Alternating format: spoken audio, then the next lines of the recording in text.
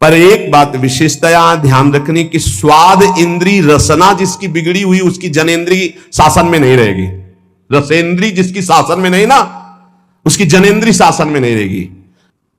बड़ी परेशानी है इस रसेंद्री से उपासक को, यह बात ध्यान रखो। आप थोड़ी देर के लिए इस पे रखते हैं, लेकिन 24 घंटे के लिए वो विष आपके अंदर जाकर के आपको परेशान करता है। 1 मिनट का स्वाद 24 घंटे तुम्हारे बर्बाद कर सकता है, या हो सकता है चूक कर दो तो जीवन बर्बाद कर सकता है। ये रसेंद्री के स्वाद में मछली को केवल चारा दिखाई देती है, लेकिन चारा में जो कांटा है वो नहीं दिखाई देता। रसेंद्री को केवल स्वाद दिखाई देता है, लेकिन उसमें जो फसाव है पतन का, उसे निर्विकारता के विशेष साधन पर चलने के लिए रसेंद्री को शासन में करना चाहिए। रसेंद्री की जय के विजय नाम है, ध्यान दीजिए। गोस्वामी जी बड़ी प्रवीणता से कह रहे हैं, जो मोहि राम लागते मीठे। मिश्री अगर पित्त के रोगी को खवाई जाए तो उसे कड़वी लगती है, क्योंकि पित्त बड़ा होता है, और वही मिश्री अनुपान से रोज खाता रहे तो पित्त का समन हो जाएगा, मिश्री मीठी लगने लगेगी। ऐसे ही नाम हमको बहुत कड़वा और बहुत बोझा लगता है, क्योंकि माया हमें बहुत मीठी लगने लगी। यदि हम नाम नियम से जपे तो नाम मीठा हो। जहां नाम रसेंद्री में प्रभाव किया, हर इंद्री जितेंद्री हो जाएगी, क्योंकि मूल ये रसेंद्री, और रसेंद्री सुधरेगी। अच्छा, आज से हम केवल उबला आलू और रोटी खाएंगे, ठीक है, लेकिन मन जो ललचा रहा है उसको क्या करोगे? इसे त्याग थोड़ी कहते। तन छाड़े और मन गही रहे तो दोनों ही दुख हो, इसे सच्चा त्याग नहीं कहते। त्याग किसे कहते हैं? 56 भोग हैं लेकिन इच्छा नहीं है। रसबल छूटे जो विषय तभी तो सुख होए। रसबल राधा राधा राधा राधा, अच्छा नहीं लगता। कई बार पूछा जाता है कि आप क्या पाना चाहेंगे, आप उसे आज कुछ बोल दीजिए, क्या पाना चाहेंगे? तो बहुत खोजने पर यही बात आती है, राधा राधा राधा, सुना दो हमको राधा राधा, बस इससे ज्यादा हम नहीं, कुछ विशेष नहीं, बिल्कुल निर्विशेष, राधा राधा राधा। ढूंढने पर नहीं लगता कि क्या पाना है, राधा राधा राधा।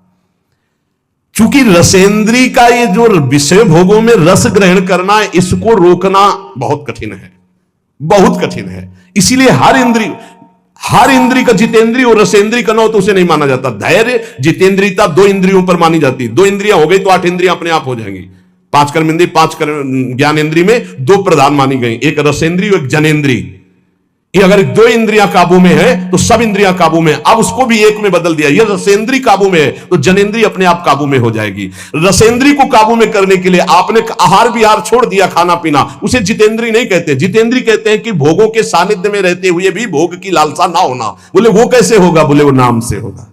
बड़ी जोर की बात, भय मुक्ति और विकार मुक्ति। इसलिए उपासक को नाम जप में रसेंद्री को लगाना चाहिए, और रसेंद्री लगे इसलिए पहला सर्वसाधारण ये हम बातें कर रहे हैं, बाजार के बने हुए पकवान आदि पाने से परहेज करें। खाद्य पदार्थ सीधे जो बाजार से बने हुए हैं उनसे बचने की चेष्टा करें। नाम जापक, आप क्या समझते हो? बाहर बैठ करके पा रहे हो, सब गरम गरम आ रहे हैं, आप देखो ना क्या हालत हो रही। शरीर के लिए और भाव के लिए, दोनों के लिए ये निषेध है। ये जो गरम मसाले कल चर्चा होती, बड़े बड़े जो ये भंडारों में, इसमें सब में, ये उपासक के केवल शरीर के लिए नहीं, भाव के लिए भी बहुत हानिकारक है। उपासक का एक भाव बना रहता है कि मैं बहुत अच्छा खाऊं, शरीर बलवान हो जाए। ये बहुत अनुभव की बातें इसमें लिखी हुई है। हमेशा भोजन के समय 2 चीजें ध्यान रहती है भोजन करने वाले को, पहला स्वाद और दूसरा शरीर बलवान और स्वस्थ हो। ध्यान देना, 2 बातें याद करके वो भोजन पा रहा है, पहला स्वाद और दूसरा पौष्टिकता, शरीर बलवान हो जाए। जिह्वा की तृप्ति और शरीर की पुष्टता का भाव रखकर भोजन करने से तमोगुण आ जाता है। और उपासक एक बात का केवल चिंतन करता है, मेरा भजन बढ़ेगा कि घटेगा, बस ये ध्यान रखता है भोजन के समय। भगवत प्रसादी है, सतोगुणी है, कहां से बना हुआ है, किसने बनाया, ये पूरी जानकारी, और एक ही उद्देश्य है, केवल भजन बढ़ेगा कि घटेगा इसके पाने। जिसके खाने से भजन घटेगा, उस जीवन में हर एक चीज का अनुभव किया गया है। ये पाने से भजन बढ़ता है, ये पाने से भजन घटता है, ये पाने से भजन रुक जाता है। इसलिए निषेधात्मक वस्तुएं स्वभाव ही नहीं है जीवन में, कभी पाने का स्वभाव ही नहीं है। ज्यों ज्यों नाम जप करोगे त्यों त्यों हृदय में निर्विकारता आएगी, वैसे ही आप स्वस्थ और बलवान होंगे। आज यह माना जाता है कि भोजन जो बल प्रदान करता है उससे बल होता है, जैसे मांस खाना, अंडा खाना, ये खाना, वो खाना। लेकिन हम तुम्हें बता देते हैं कि बलवान शरीर नहीं होता, बलवान आत्मबल से होता है, अध्यात्म बल से होता है। जो ऐसे गंदे आहार करते हैं उनकी चर्बी बढ़ती है, आत्मबलहीन, डरपोक, अंदर से भय रहता है, नाना प्रकार की चिंताएं और शोक रहते हैं। जिनका आत्मबल बढ़ता है तो हम मान सकते हैं कि उनका शरीर क्षीण होता है, लेकिन वो परम स्वस्थ होते हैं, उनका संकल्प बल काम करता है। एक महात्मा ने संकल्प किया, समुद्र पी गया। उनका अगस्त्य जी का ऐसे थोड़ी पेट है। संकल्प बड़वानल अग्नि की तरह पूरे भस्म कर दिया समुद्र के जल को पान कर। संकल्प, अध्यात्म बल। इसलिए निर्विकारता ही स्वस्थता है, निर्विकारता ही महाबल है, जो काम को परास्त करे, क्रोध को परास्त करे। तो नाम जप करने से समस्त विकारों से मुक्ति हो जाती है, चाहे काम, क्रोध, लोभ, मोह, मद, मत्सर, कोई भी विकार हो। नाम जप से भय मुक्ति, नाम जप से विकार मुक्ति, और नाम जप से रोग मुक्ति। नाम जप से हर रोग नष्ट हो जाता है। हमारी बात को हल्के में मत लेना। कह रहे हैं, हम जो कह रहे हैं उसे समझो। जब कोई रोग आता है और आपके विचार में वो रोग हो जाता है, तब आप रोगी माने जाते हैं। जैसे आपके कैंसर हो गया, तो शरीर में कैंसर हुआ, विचार में कैंसर आ गया, मैं कैंसर रोग से पीड़ित, अब मरा।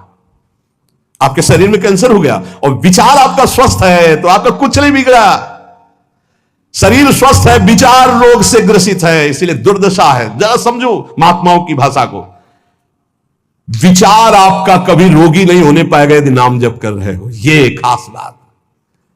जैसे जैसे आपका नाम जप होगा, आपका विचार स्वस्थ होता जाएगा। विचार स्वस्थ है, शरीर अस्वस्थ है, कुछ नहीं बिगड़ा। शरीर स्वस्थ है, विचार रोगी हो गया, सर्वनाश हो गया, सर्वनाश। आप अपने विचारों को स्वस्थ रखने की कोशिश करें, क्योंकि शरीर तो प्रारब्ध के अनुसार भोगेगा ही।